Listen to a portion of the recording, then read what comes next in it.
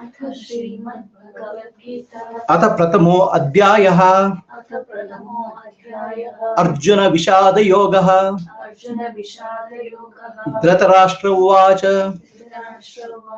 धर्मक्षेत्रे कुरुक्षेत्रे समवेता युत्सवः मामकाः पांडवाश्चैव किमकुर्वत Sanjay.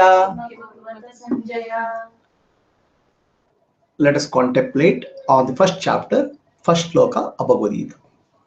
The first chapter of Bhagavad Gita is titled Arjuna Vishada Yoga. Arjuna Vishada Yoga means depression of Arjuna. We feel very great. Arjuna also got depressed. Depression is not a new disease. It was there a few thousand years back also. We feel happy. Why did Arjuna get depressed? Arjuna came to a Mahabharata war, and he saw his opponents are his own gurus, his own teachers, his own relatives, his grandfather. Okay, killing all these people, he thought he'll incur sin, and this caused depression in him. This is the first chapter. The first chapter opens with the shloka with a conversation between Dhritarashtra and Sanjaya. Dhritarashtra is the blind king who had 100 children who called Kauravas. So Dhritarashtra asking his charioteer Sanjaya, in Dharmakshetra and Kurukshetra, warriors have gathered. What are my people doing and Pandavas doing?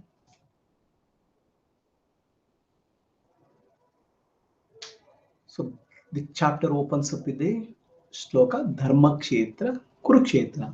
Kshetra means field, like agriculture field.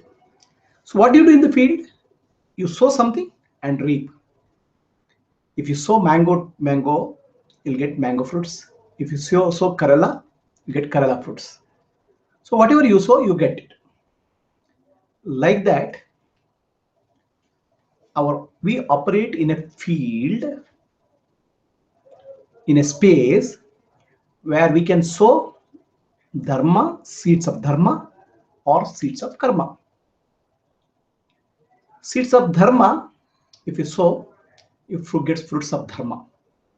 If you sow seeds of karma, you get seeds of fruits of karma. So that's why appropriately the shloka starts with Dharmakshetra, Kurukshetra. Dharmakshetra means place where dharmic actions are done, or Kurukshetra means a field belonging to Kauravas. And Kauravas are the people who played politics, who played for selfish reasons, who kept on harassing Pandavas for selfishness. So Kauravas represent karmic impressions. Mahabharata war is a field where dharma and karma play out. So it's not only Mahabharata war, it's our life also like that. Our life we can convert into a field of dharma or field of karma. What is field of dharma? What is dharma altogether? So dharma is not religion.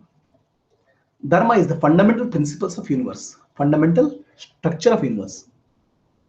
Everything in universe has an order.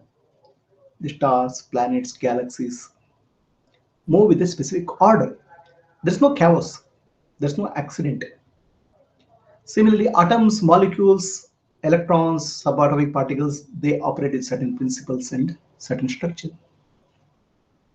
Even though things are constantly moving, there is a structure in that moment.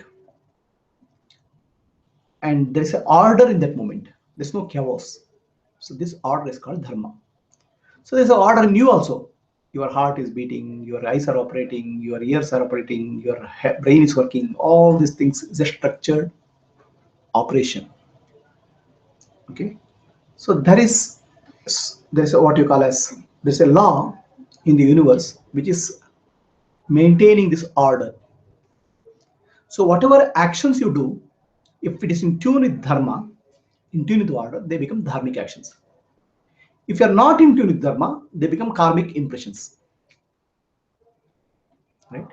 So the first sloka is very relevant to us.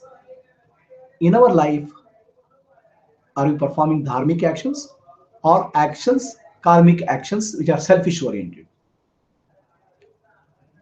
Then Dhritarashtra, the name Dhritarashtra, same says, Dhrata means holding, Rashtra means kingdom. One who is holding the kingdom very tightly. That sounds very familiar, right? Many of our politicians do. They hold the chair so tightly. They are not even ready to give it to their children. But Dhritarashtra is holding the kingdom to give it to children. Okay, he has such a tight hold on the kingdom. Okay, that's why it's called Dhritarashtra, and he doesn't want to give it to anybody else.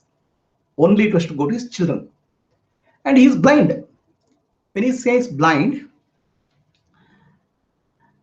that's a physical blindness. He is not able to see anybody, but there is a psychological blindness also, or spiritual blindness, where he is not able to understand what is right and what is wrong, what is dharma and what is adharma, and he is not able to see how his children are doing wrong, going wrong, how his children are going in a adharmic way that he is not able to see.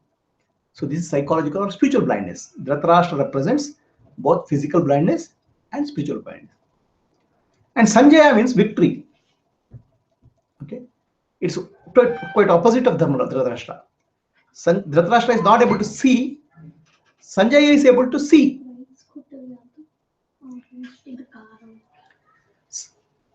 Sanjay is able to see. Okay, not only see what is in front of him, he is able to see beyond. He is able to see, sit in the palace and see Mahabharata war. He had a divine vision granted by Sri Vedavyasa Maharshi. And Sanjaya also had a good fortune of seeing, receiving the teaching of Sri Krishna. Other than Arjuna, Sanjaya is the only guy who received the teachings of Sri Krishna directly. Other than Arjuna, it is Sanjaya who saw the cosmic vision, the cosmic form of Lord. So he is the fortunate one and he is the victorious one. So a blind king and a wise charioteer. The conversation is happening. The king is saying, my children, which is Mamakaha, and Pandavaha, the children of Pandu. The children of Pandu are also they are related to him. They are his brother's children, but he distinguishes them. He is more focused on his children. Right? What are they doing? He is asking. In a sense, this sloka is telling us, look at your life, your actions, your field of action. Are you converting your field of action into a Dharma Kshetra or Kurukshetra? Are you living the life of a blind king or are you living the life of Sanjaya, the wise man? So this blind king is holding on to the kingdom. Okay. He is attached to the kingdom.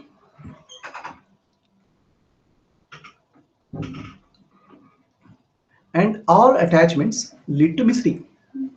At the end of the war, all the 100 children of Dhritarashtra are killed. So Dhritarashtra goes and cries in front of Krishna, Sri Krishna. My children children have died. What sin I have done for this misfortune? Sri Krishna says, 50 lifetimes back, you killed 100 birds, siblings of birds. The parents of those birds cursed you.